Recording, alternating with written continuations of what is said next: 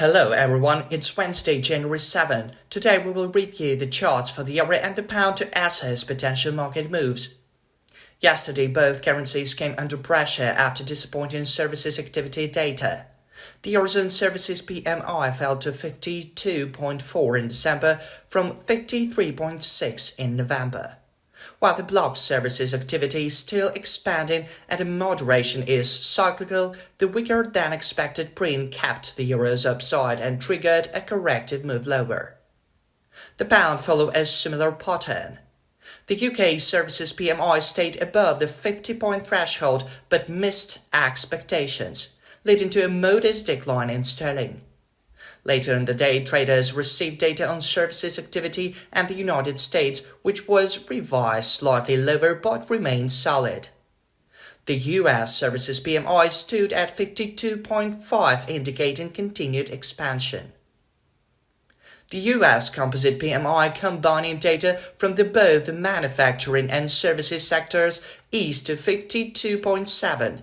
Market attention also focused on comments from Fed officials, including Stephen Mirren, a proponent of looser monetary policy, who expressed the need to cut interest rates by another percentage point this year and urged the Federal Reserve to act to support the labor market and stimulate the economy. The dollar barely reacted to those remarks, and downside pressure persisted in the euro-dollar pair and pound-dollar currency pairs, with pairs maintaining the upper hand. Before we dive into technical analysis, let's take a look at today's macroeconomic calendar. It includes data on unemployment from Germany and consumer price figures from the Eurozone. Inflation in the euro area is estimated to have eased to the ECB's target level of 2% in December. Notably, inflation in the region has been hovering around 2% and 2.1% since May 2025, only climbing to 2.2% in September. Core consumer prices, after rising to 2.4% in September, are expected to remain unchanged.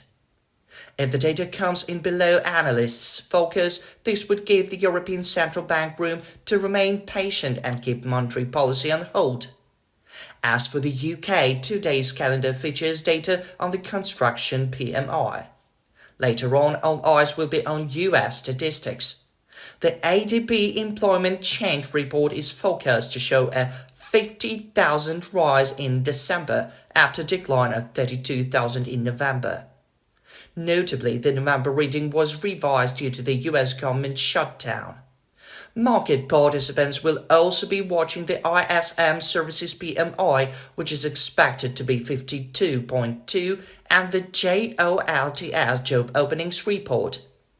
These releases could offer valuable insights into the state of the US labor market, so they warrant close monitoring. Turning to technical and outlook. The 1-hour EUR USD chart indicates that a false breakout at 1687 could trigger a buy signal, pushing the euro up to 1714. If the price breaks and consolidates above 1714, the pair could rise to 1.1742 and potentially extend gains towards 1764. At this level, I would look to go short on the rebound, targeting an intraday correction of 15-20 pips. Short entries at 1714 and 1742 should be considered only after a false breakout. On the downside, bears will be eyeing 1.1687 as their initial target. If the price breaks through and holds below this mark, the euro could slide to 1662 and possibly reach a fresh one-week low near 1641. In this area, it would make sense to consider long positions on a rebound, aiming for a 15-20 pip move. Long positions at 1662 and 1687 would only be relevant in the event of a false breakout. Speaking of the British pound, after a solid corrective move yesterday, it has every chance to regain upside momentum.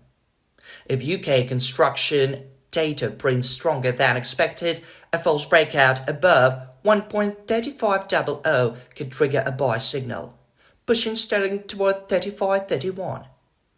A break in consolidation above this level would put the pound on the track for the one-week high at 1.3561, with scope to extend to 35.90. At this level, I would recommend going short on a rebound, targeting a 25-30 pip intraday correction. Short entries at 1.3531 and 35.61 should be considered only in event of a false breakout. If buying interest at 1.3500 proves muted, the pound may pull back to around 1.3471, which could be a level to add long positions. In case of weak statistics, sterling could even dip to 34.42, where it would be wise to go long on a rebound, counting on a 25-30 pip move. Long entries at 34.71 and 1.3500 should only be taken following a false breakout. Best of luck to everyone.